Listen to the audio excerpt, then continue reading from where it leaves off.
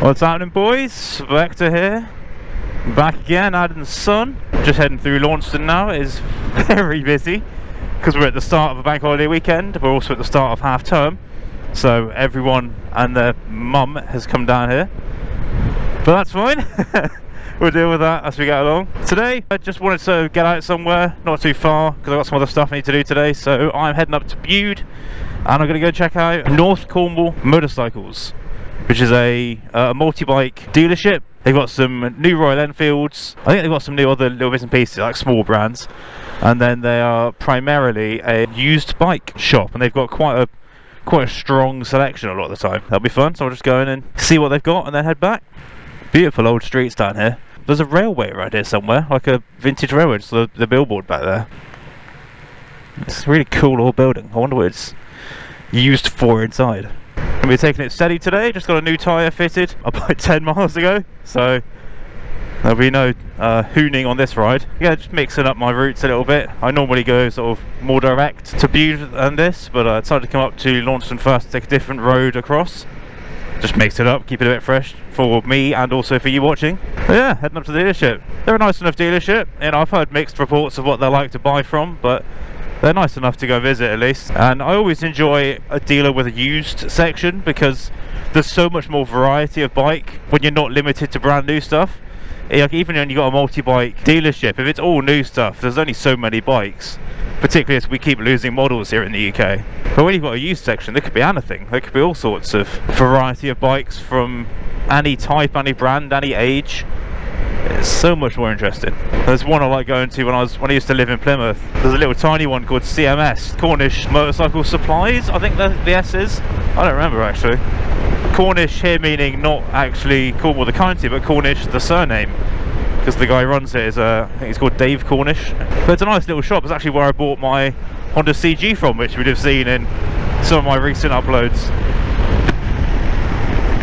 And it specialises in my style of bike, which is the low cost, the old, the tatty, the budget. But there's some lovely stuff in there, some really, really nice bikes. Mostly small stuff. They do have big stuff occasionally, but it's generally 125s, 250s. Lots of old, like, you know, Suzuki GNs and all of the older stuff like that. Whenever I was in Plymouth, I used to go and have a little sniff around there. It's a really annoying place to park, I will say that, because it's a residential street and they don't have any allocated parking themselves. If you can find somewhere you don't mind a walk, then it's well worth a little look. North Cornwall, I've been there before, been there a couple of times. The stock changes frequently enough to make it interesting each time. I do want to check out the Himalayan as well, the Royal Enfield. I have seen it in the flesh now. I saw it down at Damrails. Very much not sure about it, but we'll talk about that when we get there. Other than that, we're just going to enjoy the ride over. I'm hoping for this sort of weather all weekend. At the time of filming, Saddlebag Social Ride is actually tomorrow. I'm hoping to go on that. We're going to see. I managed to get the tyre, to rush to get the tyre done in time for it. I got that done in time, but the forecast is looking a little bit questionable tomorrow, so we'll see. I'm trying to make the effort because he said it's his last one in this format at least. I don't know what he's going to do in the future.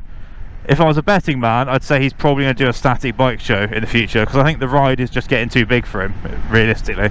Yeah, it's his last one, so I'd like to go. There's a bunch of people going, vloggers, and some that I've met, some that I haven't, so it's good for like networking as well. Not that I want to be one of those pricks, but you know, it's good to build up a following in your local area. But yeah, if it's just like pissing it down, then I won't bother because it'll be really rubbish. So fingers crossed for at least just dry and overcast I can handle. It's just if it's like raining the whole way. This countryside is beautiful. Like I say, I've not come up this road before, so mixing up for my own sake, and it's just nice. It's such a beautiful area, this, such a nice county, and we're just, you know, we're cruising along, like we're not putting any effort in here. This is the sort of run I like, just bowling along, no effort. Beautiful place. We've got a thatched cottage there with the Union flag flying at it. Look at that. But that's quite an old building actually. Oh, wagon wheels outside, not the biscuit. So do you guys have a favourite dealership in your area? What's your go-to place when you want to go and look around some bikes? There's not a huge amount near me now. I probably have to go to Plymouth to get the closest ones. Damrails is a little bit further, it's a bit of a ride. In Plymouth, my favourite is always going to be Triumph, let's face it. For all that I don't own the Bonneville anymore, I am still a little Triumph fanboy. And the Triumph dealership in Plymouth is just lovely. It's such a nice dealer. It's bright, it's airy, it's open. They've got a good range of bikes. They generally have most of their range, if not all of their range.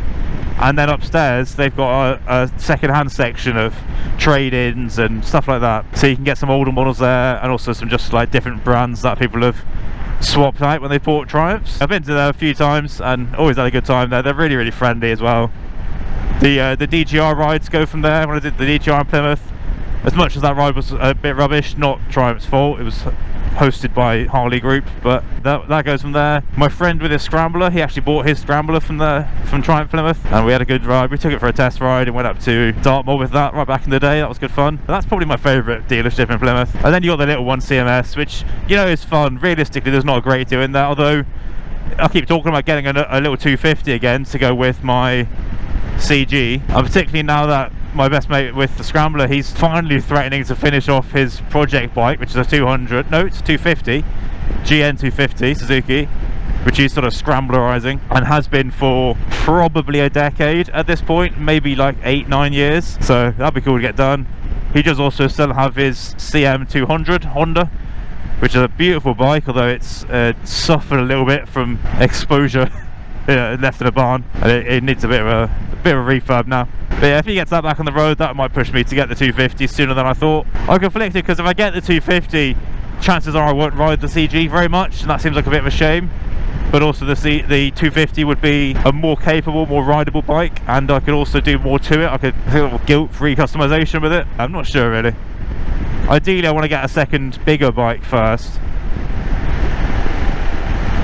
and then get the 250. It's like a fourth bike, but I really don't have 4 bike kind of money, so you know, the insurance isn't too bad. I've got a multi-bike policy now, so I can add stuff onto that fairly easily, and it won't sort of break the bank, depending what it is, of course. But it's just the running cost, really. You know, every bike has its own MOT, it has its own, it needs tyres, it needs oil change every year. Like, it does add up pretty quick. But yeah, CMS, that's a good dealer. Now GTs is the other big dealer in Plymouth, GT Motorcycles. They're a multi-bike dealer. They've got Honda, Kawasaki, Suzuki, Ducati, and then some of the scooters and like Super Soaker, like the electric, stuff like that. Now, they're a nice dealer to visit, and they're a nice dealer to walk around and sit on some bikes and stuff like that. Not a good dealer to buy from what I've heard. They have a tendency to, shall we say, inflate the prices slightly, which I've seen myself. I mean, I remember when I had my CB500S back in the day, I needed to get it A2 restricted, because of course it has like 48 horsepower or something stupid, and they have to get it down to 45.6, because heaven forbid I have that 3 extra horsepower. The GT's quoted me, I think it was £180 to A2 restrict it. Bear in mind, the A2 restrictor for the CB500 is literally a washer with a hole in it that you put over the, I think it's the air intake into the carbs is how it restricts it. Not exactly a complex bike to adjust. It's, you know, you're not flashing an ECU on a 1999 carburetted CB500. 180 quid. Oh, so naturally I didn't do that. I bought the washers myself from eBay for like 40 quid, and then I took it to a garage and they fitted it for like 30 quid or something like that. I could probably fit it myself, obviously, particularly when I was a kid. Like, I was hesitant to do mechanical stuff. I'm still quite hesitant to mechanical stuff, let's be real, but at least now I'm starting to have more than one bike, and also I've got the car as well, so if I try and do some maintenance stuff and fuck it up and can't ride my bike for a little bit, I'm not left without transport now, which is the nice difference. Whereas before, my bike, I had one bike and it was all I had. You end up, I want to talk about this in a different video actually, but briefly, you end up in a weird catch-22 as a kind of poor person, where it costs a lot of money to go to garages, so you need to learn to do it yourself, but also you can't afford to take the risk yourself, because if you fuck it up, you can't afford a van to get it to the garage. You can't afford the extra labour to unfuck whatever you fucked and then do whatever you were trying to do in the first place. And the safer option costs less than the bad result if you mess it up. And of course, if you don't mess it up, you do it yourself, then that's fine, you save a bunch of money. But it's whether you have the faith in yourself in order to be able to get yourself out of whatever situation you get into, you know what I mean? So it's a really weird one. People look down on people who don't do their own maintenance, and I get it. Like, you know, ideally everyone should be able to do basically amazing. You don't need to be doing engine rebuilds, but you know, oil changes, chain servicing, changing chains, changing sprockets, like you should be able to do all of that yourself. But also it's in a way a privilege to have the opportunity to do that stuff and to learn that stuff, particularly if you don't have someone to teach you. Like you don't have a dad or an uncle or a mate who knows bikes, or a you know, a mate who's doing an engineering apprenticeship or whatever. Like it's a weird one. But anyway, yeah, GT's good dealership to look round. I wouldn't recommend buying from it. My CG's actually from GT's back in the day. Some poor sod bought that brand new in 1999. I don't even want to know what they paid for that, but I imagine it was hefty. The worst dealership in Plymouth is Harley Davidson by a long way. The Harley Davidson dealer in Plymouth is the worst dealer I've ever been to. Genuinely, I have no idea how they sell anything. It's unbelievable. It's right next to Triumph, which doesn't help because their sort of failings are exemplified by the contrast across the street to across the car park even to Triumph. There's so many bikes in their dealership. It's a tiny little like boxy industrial unit, tiny like really small, and they probably have 100 bikes in there. Honestly, you can't see the bikes because they're packed in so tightly. You can't sit on the bikes for a start because they leave the alarms on for all of them, so you can't even touch them without setting off like 80 alarms. Even if you could sit on them without an alarm, you can't lift them up off the side stand because they're so close to the bike next to them. There's physically not enough room to stand them up without knocking the one next to you. It's like a comedy skit. And then you go on the back wall, they've got the clothing, and again there's like a stack of coats on the coat rack, so you can't, there's no space to flick through them. You have to keep pulling stuff off the rack to look at it and then putting it back again. I mean, the staff are fine, they do their best. They're not the most welcoming, and there's not enough of them, but they're not bad. I don't want to give them shit for it, but whoever's the manager of that store needs to just sort themselves out a bit. Like, there needs to be genuinely 2/3 less bikes in that space, and they should just, they've got a bunch of like second-hand stuff and trade-ins and all the rest of it, like various Harleys and different bikes like the years, and I get that they want to show them all off, but they need to be realistic about the space they have available to do that, and they just need to have less bikes and then just cycle them out as they go through. Are you having a laugh or okay? Nothing like coming to a full stop on a 60-mile-an-hour road with no indicator. Yeah, it's genuinely, they need to just like get rid of some of the bikes and then just change out the stock more regularly. Like every week, pull a bunch, you know, pull 10 more bikes out of the back, put another 10 behind again. If I walked in there, bear in mind, like, it's this Harley Davidson. You're walking in about to put down 30 grand on a bike. You're spending a house deposit on a motorcycle. If I walked in there with 30 grand and I couldn't even look at the bikes, I'd walk straight out again, go to Triumph and buy a Speedmaster. I mean, they must only be selling to people who've already seen the bike they want on the website or in the catalogue, and they walk in and go, I want this bike in this colour, and they don't need to see it in the flesh, and they don't need to test ride it, because they must not get any organic sales, you know. Welcome to Cornwall. Okay, so we've got like, there was a welcome to Devon sign back there, and now we're back in Cornwall, so that little section of like a mile and a half must just be a little like knob of Devon. Speed bounce around the edge here. That was a Nissan Cube there.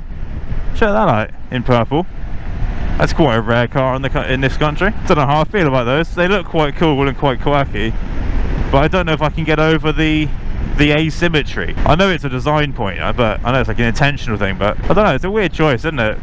Well, nice bikes there, Royal Enfield, very nice.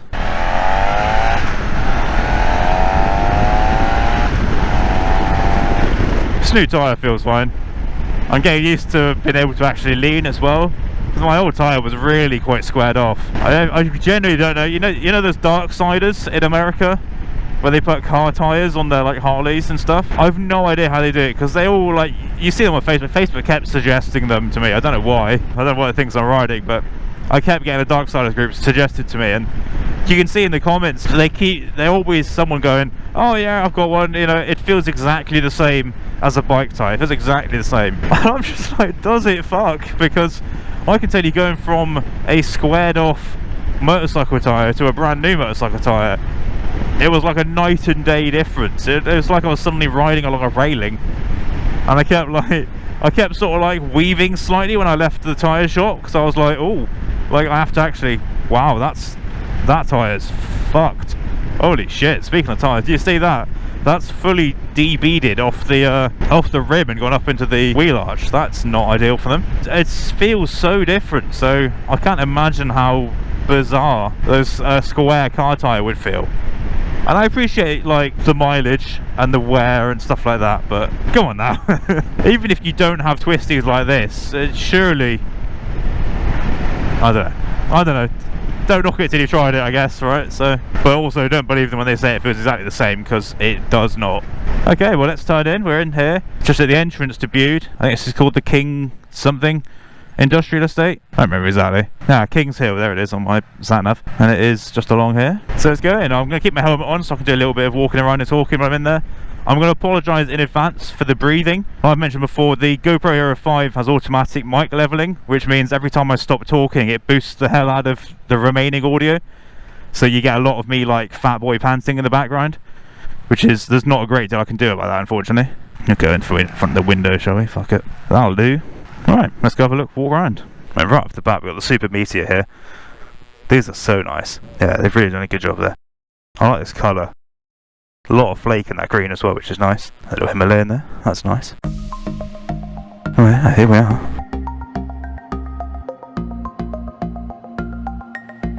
Right off the bat, we've got the Vulcan S. They're a very nice bike, those. It makes their illuminator so much more annoying, the new one. Right, here we are, here's the Himalayan, the 450. It's a weird one, because like most of the styling is not bad, it's just that tank and the crash bars. So I'm conflicted, because it's such a competent bike, undoubtedly it's much better than the old one. But at the same time it's so ugly. So ugly. What I want to know really is what the frame looks like under here and how easily you could put, have they got any 411s left? They don't, I think they've discontinued the 411, which actually quite annoyed me. But I want to know, can you put the 411 tank and crash bars onto the 450? How hard is that to do? I guess you'd have to change the seat as well, wouldn't you, I suppose? Classic 350, very nice. I quite like that paint job actually.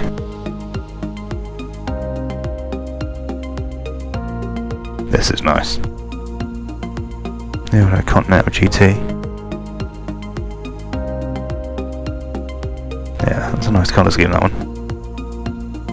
This is nice as well, that's a really nice classic colour.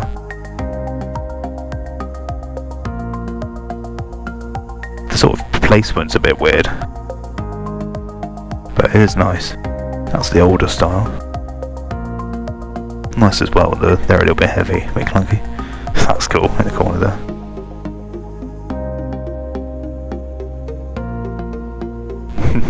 I like that, military sidecar. Brake with the gun. That's cool. Yeah, here's the Scram. The Scram's nice as well. Yeah, I'm conflicted, I say. The 450 is so much better as a bike, but it's, I don't know, I'd have to pay a lot of attention to styling. It's quite important to me, and that just doesn't quite do it for me, unfortunately. It might be something you get to live with, but potentially not. VFR there, that's the VTEC one. Got maxi scooters, don't hate on those.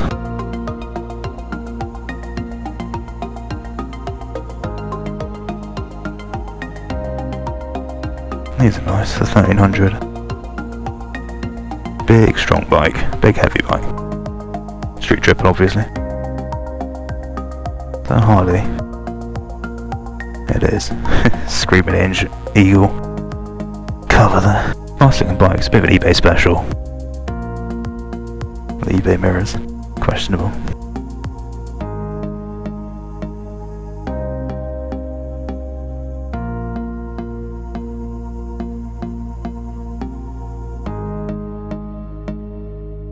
Christ, look at the size of that. Goldwing. That's the Intercade or whatever it's called. Jesus. That's so much bike. So much bike.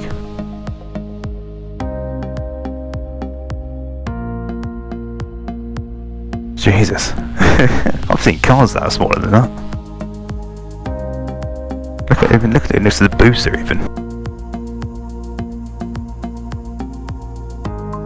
And yet, part of me's always quite liked these. It's got air ride from factory. Radio, of course. That's nice. Trans Am 700. Didn't get as much love as the old ones, they should have though. That's not terrible actually. Prices have always been a bit hot here, but big old Harley for under 10k. I like the colour on it.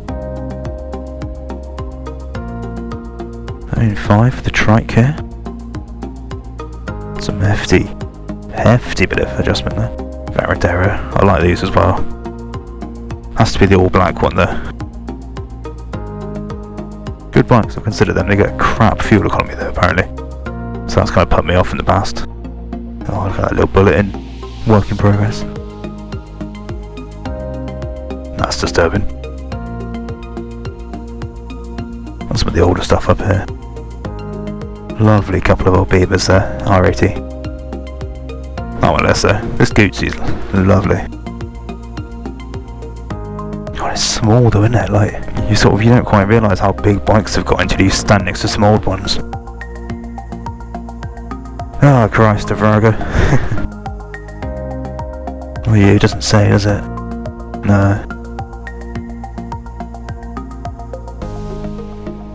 You know, because I hate myself, I do kind of want a 535 again.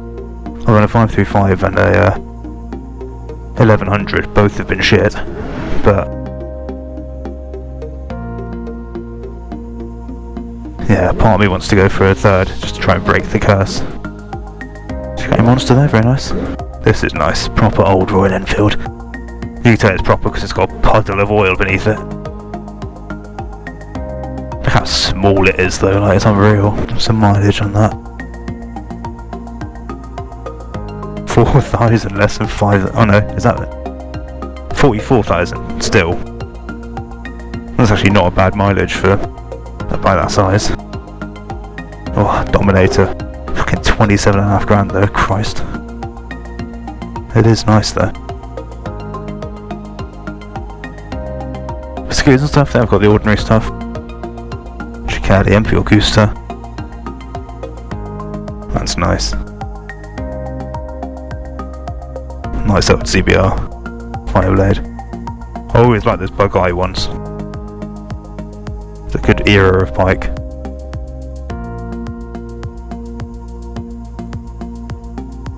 Oh yeah, the Mash. They've got a few like the cheap ones. You got like Herald, Mash, HES.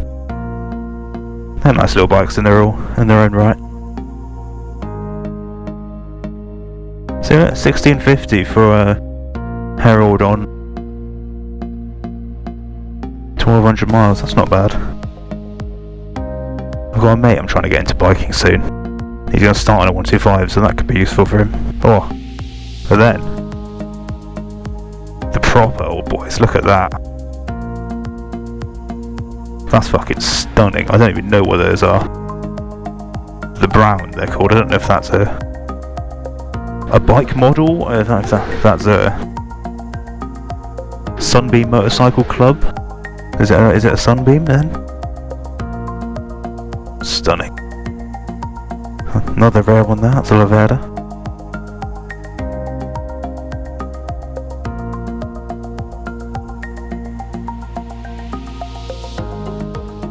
God, this old stuff's the best, like. It's just so nicely styled compared to some of the modern stuff, you know. PSA Bantam. That's quite nice, a Royal Enfield Cruiser. Thunderbird.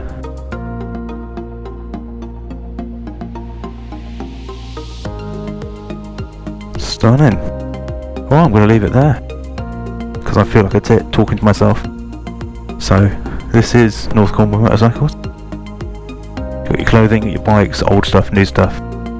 A great selection. I do like it here. Come check it out if you're in the area. If you're in Bude, drop in, say hi. Give them some business, give them some attention. Share them on socials, you know the drill. But yeah, I've been Spectre out.